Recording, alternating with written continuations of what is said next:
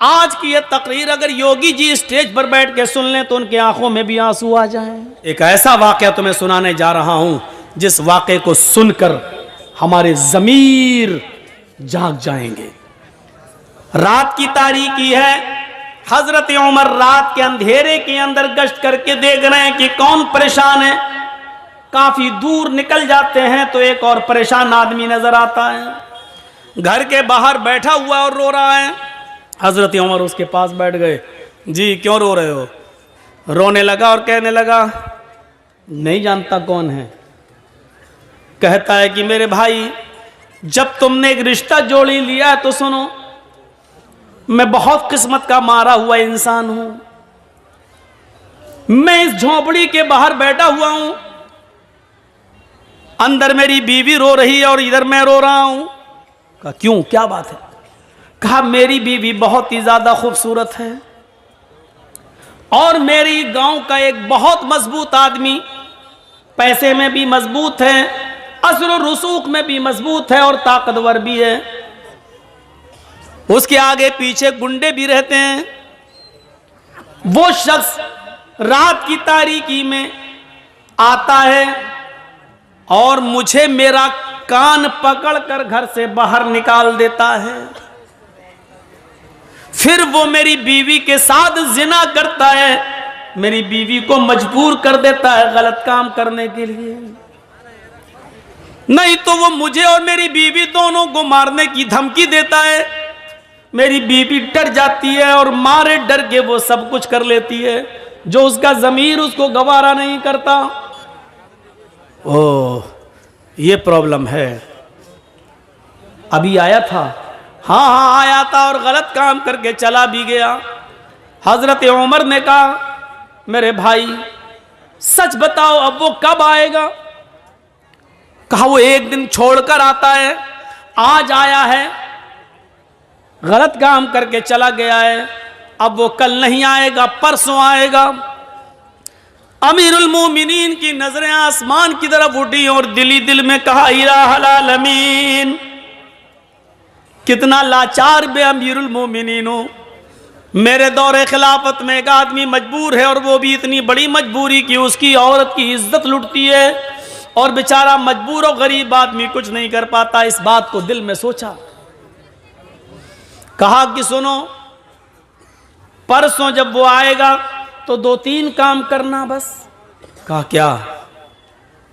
कहा अपनी बीवी से कहना कि जब वो आए और तुम्हारे साथ गलत काम करने का इरादा करे और आ ही जाए तो उससे कहना कि भाई अब तो हमारा और तुम्हारा मामला बहुत करीब हो ही गया है, तुम हमारे दिल में बैठ ही चुके हो और हम तुम्हारे दिल में, तो अब रोजाना नखरे दिखाने से क्या फायदा। ऐसा करो कि ये काम तुम कर जब चाहो तब कर लिया करो, लेकिन रोशनी में मुझे अच्छा नहीं लगता है, रोशनी में मुझे मेरे पति की, मेरे शौहर की याद आती है, इसलिए चिराग बुझाकर ये गलत काम करो और मैं खुलकर तुम्हारा सपोर्ट करूंगी। इतना कहना, वो तुम्हारी बीवी की बातों में आ जाएगा और चिराग बुझा देगा, बकिया काम मैं संभाल लूंगा। वो कहने लगा क्या मतलब है तुम्हारा? बकिया काम संभाल लूंगा क्या मतलब? कहा तुम डरो नहीं, कुछ नहीं होगा और अपनी बीवी से ये कह देना कि खाना बनाकर रखना। यार ये क्या मसला, खाने से इसका क्या ताल्लुक है? बस जो कह रहा हूं वो करना। अपनी बीवी को बोलना कि खाना बनाकर रखे और जब वो तुमसे गलत काम करने लगे तो चिराग बुझा देना बस। एक दिन गुजर गया, वो नहीं आया, दूसरा दिन वो आता है, जिना की नीयत लेकर आता है, जिना के इरादे से आता है, जिना करने के लिए आता है। उस गरीब आदमी की झोपड़ी में घुसता है। हजरत उमर फारूक पहले से तलवार लेकर छिपे हुए हैं, घर के मालिक को भी पता नहीं कि अमीरुल मोमिनीन आ चुके हैं। इस आदमी के आने का इंतजार कर रहे हैं। जब रात पूरी तरीके से अंधेरे में छा जाती है तब यह शख्स अंदर जाता है, कान पकड़कर घर के मालिक को बाहर बिठाता है, चल बाहर चल, उधर चल, अंदर कर दी बाहर। खुद अंदर जाता है, चिराग जल रहा होता है। बीवी ने आज मुस्कुरा कर कहा, अब आपसे क्या पर्दा करूं, हमारा आपका मामला तो अब रोज का हो चुका है। सुनो, ऐसा करो भाई, अब तुम करते ही हो गलत काम तो खुल के करो, लेकिन चिराग बुझा दो, क्योंकि चिराग जलता है तो मुझे शौहर का प्यार याद आता है। मैं चाहती हूं कि अपने शौहर को भूल जाऊं और तुम्हारी आगोश में आ जाऊं। अंधेरा कर बातों में आ गया, चिराग बुझा दिया। उधर हजरत उमर इस ताक में थे कि गलत काम होने ना पाए, क्योंकि मैं बचाने के लिए आया हूं। जैसे ही चिराग बुझता है, हजरत उमर फारूक उस झोंपड़ी के अंदर घुसते हैं। अब खतरा था कि तलवार अंधेरे में चलाएं तो ऐसा ना हो कि आदमी की जगह पर, जानी की जगह पर इस गरीब आदमी की बीवी की गर्दन पर कहीं तलवार न चल जाए, इसलिए कुछ बोलना था। हजरत उमर अंदर घुसे और खांसे। वो समझा कि इसका पति आ गया अंदर। उसने कहा, अभी भाग, चल, अभी तो कुछ हुआ ही नहीं, तू आ गया, भाग। इसी आवाज को सुनना था हजरत उमर फारूक को। हजरत उमर फारूक ने देख लिया कि आवाज किस सिमत से आ रही है, उसी वक्त उसके सर को पकड़ लिया। जैसे ही उसके सर को पकड़ा और बाल पकड़ के खींचा तो उसके बाल भी लंबे लंबे थे। अब यह शक हुआ कि कहीं औरत के बाल तो नहीं है। अब वो उसको बार बार उसको बाल को झुमा रहे हैं, तो वो चीखता है, अबे क्या कर रहा है, अबे हट। समझ गए कि यही है, फौरन बाल पकड़ के गिराया, मारी एक तलवार। जिंदगी का रिकॉर्ड है, हजरत उमर ने जब भी किसी को कत्ल किया दोबारा तलवार चलाने की नौबत नहीं आई। एक ही वार में गर्दन तन से जुदा हो जाती थी। अंधेरे में भी तलवार मारी तो गर्दन अलग पड़ी हुई है, तन अलग है, तड़पने लगा। कहा, मेरी बहन जल्दी से चिराग जलाओ। चिराग जलाया गया, शक्ल देगी तो कहा, अल्हम्दुलिल्लाहि रब्बिल आलमीन।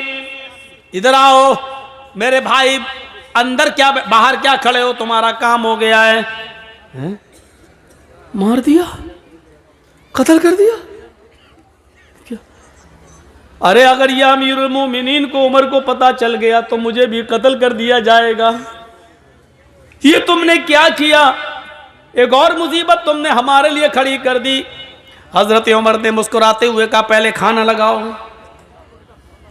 लाश रखी हुई है, गर्दन कटी पड़ी हुई है, खून वहीं पर ताजा ताजा पड़ा हुआ है, और हजरत उमर वहीं बैठकर खाना खा रहे हैं लाश के पास।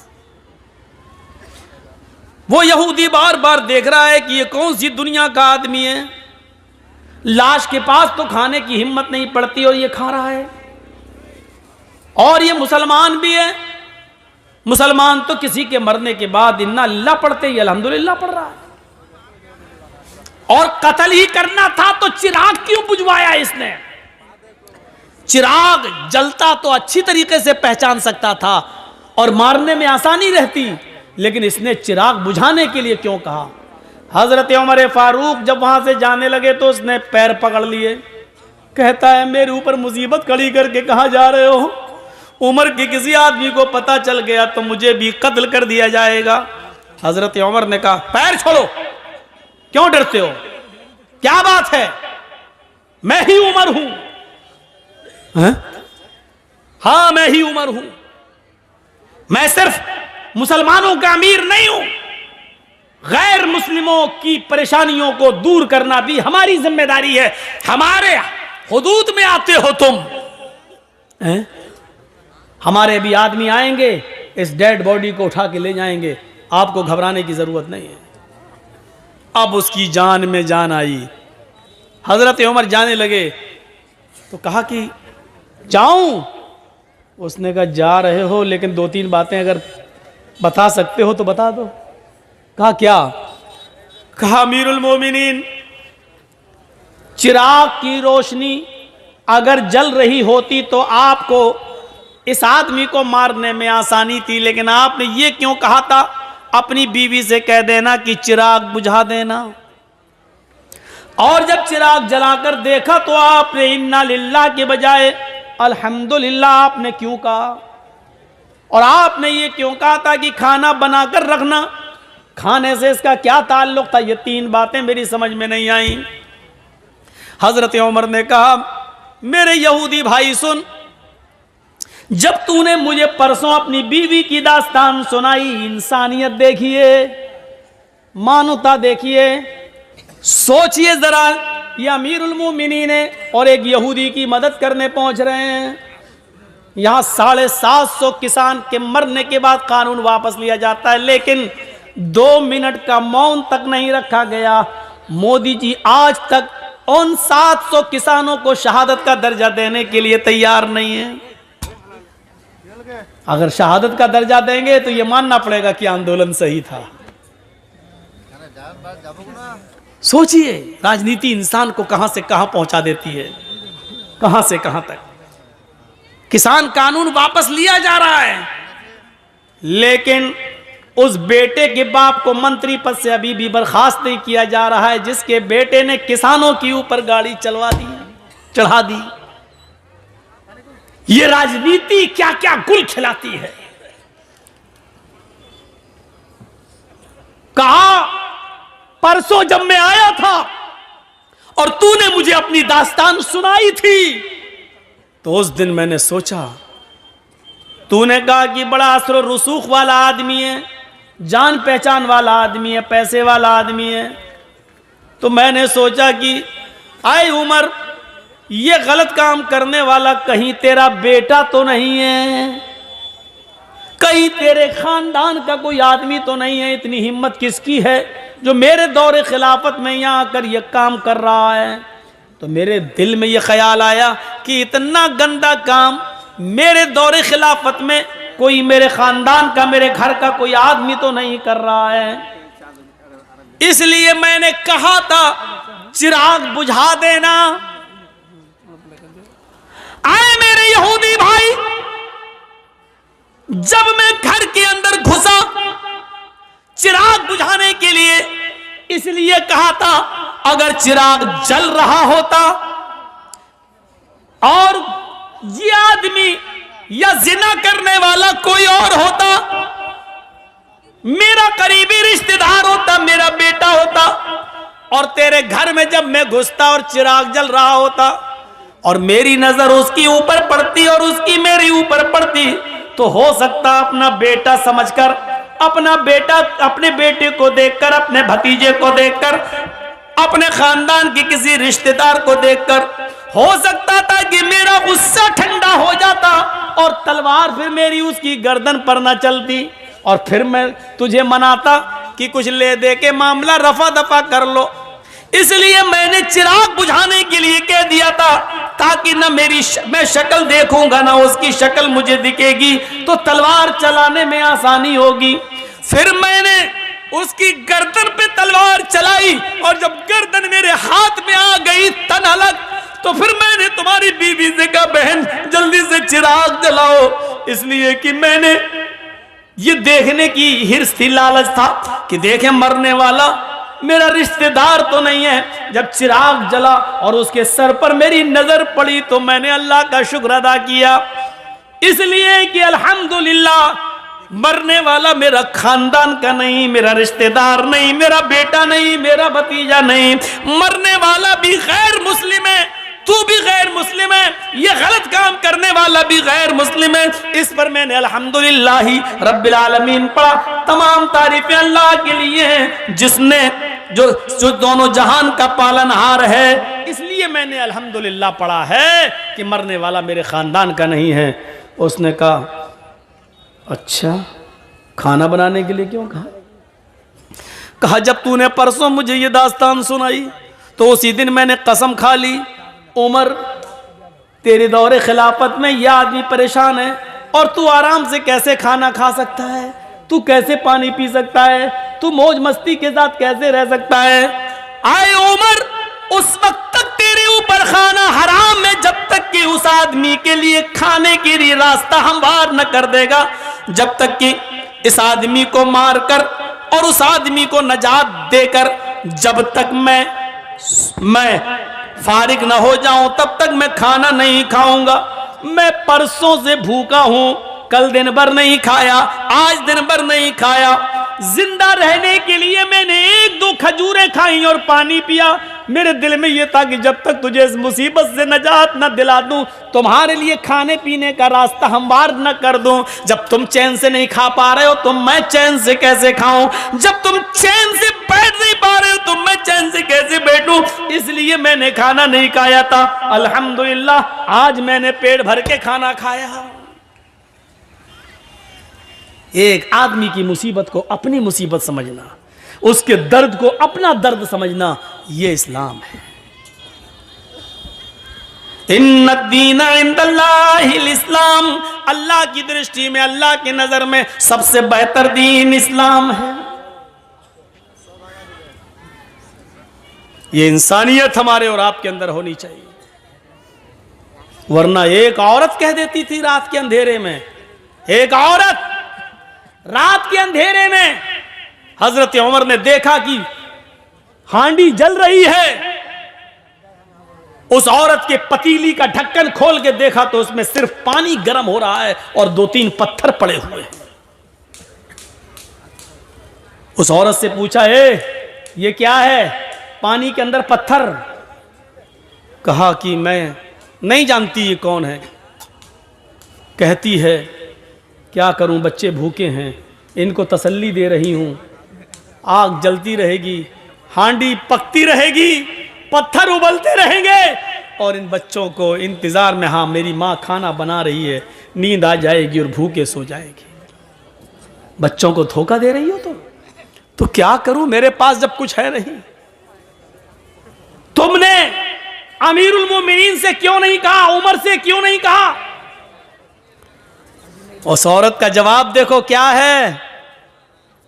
कहती है मैं उमर के पास क्यों जाऊं कहने के लिए, क्यों जाऊं मैं?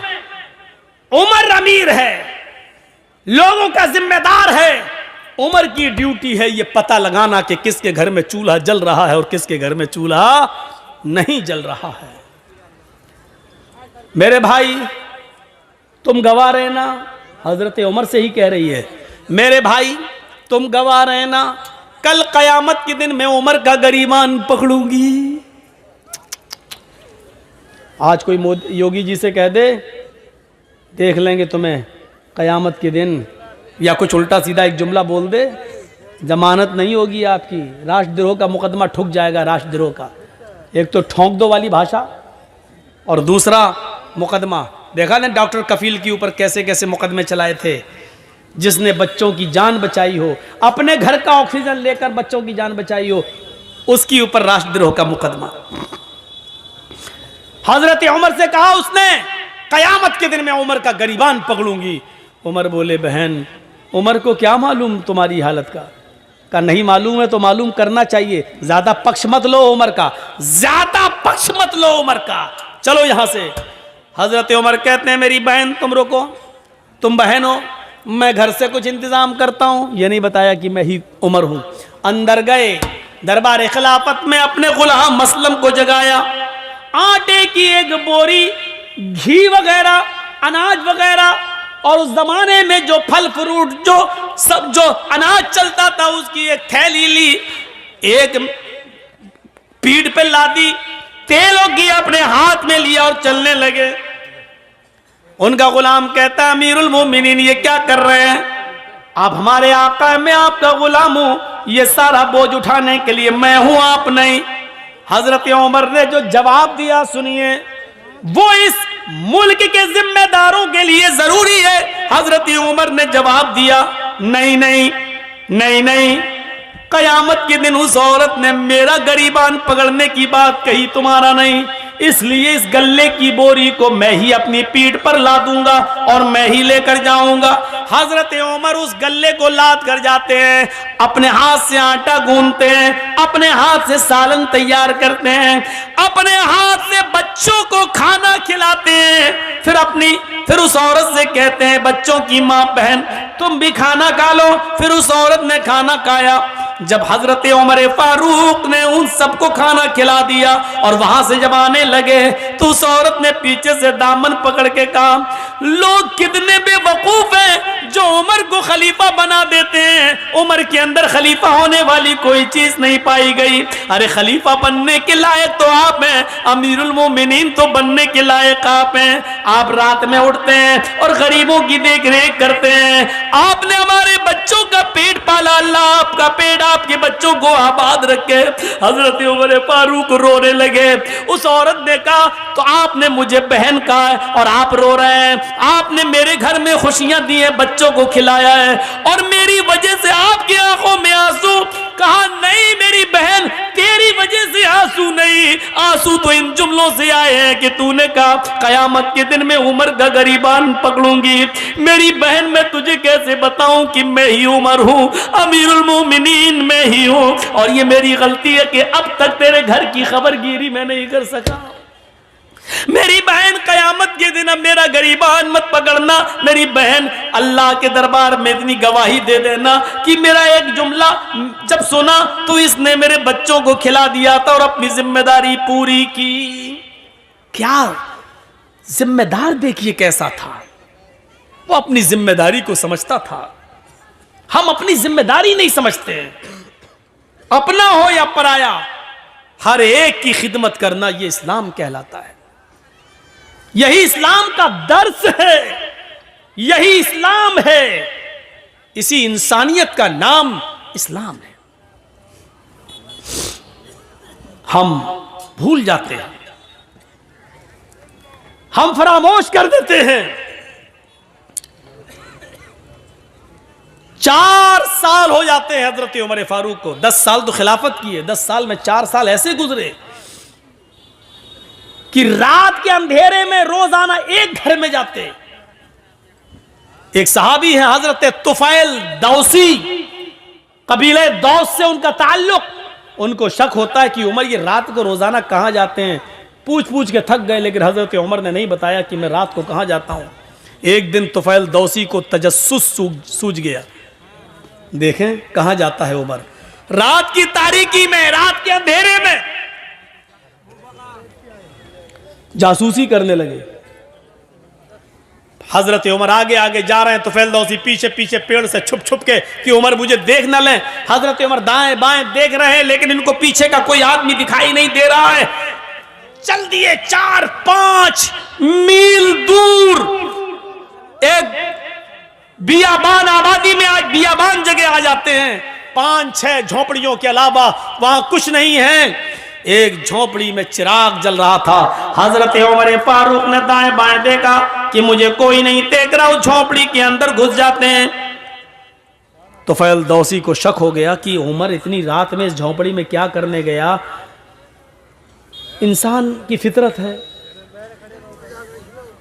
रात के अंधेरे में आप भी अगर दाएं बाएं देखें और कोई ना आपको देख रहा हो, चुपके से आप किसी घर में घुस जाएं, वो भी रात के अंधेरे में, तो मेरे दिल में तो तरह तरह के ख्यालात उठेंगे ही कि आप क्यों गए, इतनी रात में क्यों जा रहे हैं। तुफैल दौसी कहते हैं कि मैं उमर के निकलने का इंतजार करने लगा कि इतनी रात में उमर इस घर में क्या करता है और रोजाना आता है क्या करता है। काफी देर के बाद उस झोपड़ी से जब हजरत उमर निकले और सीधे चले गए, तुफैल दौसी ने कहा जा रहे हैं जाने दो, मैं झोपड़ी में जाके देखूं कि इसमें क्या है। हजरत तुफैल जब उस झोपड़ी में घुसते हैं तो क्या देखते हैं कि एक कोने में चिराग जल रहा है। उस चिराग के पास खजूर के पत्तों की बनी हुई एक चटाई बिछी हुई है। उस चटाई के ऊपर कोई लेटा हुआ है। करीब गए तो पता चलता है कि एक औरत है और करीब जाते हैं तो पता चलता है कि वो बूढ़ी औरत है। और करीब गए तो क्या देखते हैं कि वो तो आंखों से अंधी है, दांत उसके मुंह में नहीं है और हाथों से कोड़ी और पैरों से लंगड़ी है। हजरत तुफैल उसके पास बैठ जाते हैं और कहते हैं माँ। उसने कहा जी क्या मैं तुमसे कुछ पूछना चाहूं तुम बताओगी? उसने कहा बोलो बेटा। कहा ये आदमी जो तुम्हारे पास आया है और अभी अभी यहां से गया है, ये कौन है? क्या तुम इसको जानती हो? क्या तुमने कभी इसको देखा है? कहा नहीं, मैं आंखों से अंधी हूं, मैं क्यों मैं कैसे देख सकती हूं? कहा मां मुझे जल्दी बताओ कि ये आदमी यहां आता है तो कम से कम तुम्हें बताया तो होगा कि मैं कौन हूं। कहा नहीं मेरे बेटे, ये आदमी यहां 4 साल से बराबर कंटिन्यू आता है, चाहे कितनी बारिश हो, चाहे कितनी आंधी हो, चाहे कितना तूफान हो, चाहे कुछ भी हो, लेकिन ये यहां जरूर आता है। लेकिन 4 साल से आज तक इसने मुझे अपना नाम नहीं बताया। यहां तो 100 रुपए मदरसे में चंदा देते हैं तो नाम के साथ देते हैं कि फला साहब ने दिया है। ऐलान करो मौलाना साहब, 1000 रुपए चंदा देते हैं तो उसमें भी हमें शोहरत चाहिए, फला ने दिया। और यहां बैठे रहते हैं कंपटीशन में, मेरा दुश्मन कितना दे रहा है, अगर उसने 1 दिया तो उसको दिखाने के लिए हम 1200 देंगे, हम 1500 देंगे। ये कंपटीशन है हमारे यहां। सब नेकी बेकार। ये सिस्टम ही पहली बात तो हमें गलत लगता है कि लाइए मौलाना साहब ये 100 रुपए लीजिए, मेरे अब्बू के लिए दुआ कर दी, अल्लाह उनको जन्नत दे। अरे आप मदरसे को चंदा दीजिए, आप दिल में नियत कर लीजिए कि मैं अपने बाप की तरफ से दे रहा हूं, आपको सवाब मिलेगा। मौलाना साहब से नाम ले लेकर क्यों दुआ करवा रहे हो? जर्जी साहब को अपने बाप को सवाब पहुंचाना है, जर्जी साहब 1000 रुपया देंगे, दिल में नियत है मैं अपने बाप की तरफ से दे रहा हूं, बाप को सवाब मिलेगा। 20 साल हो गई तकरीरें करते करते, यही बताते बताते, लेकिन नहीं बदली जा रही ये बात, नहीं, वही धुर्रा चला आ रहा है, उसी पे हम चल रहे हैं।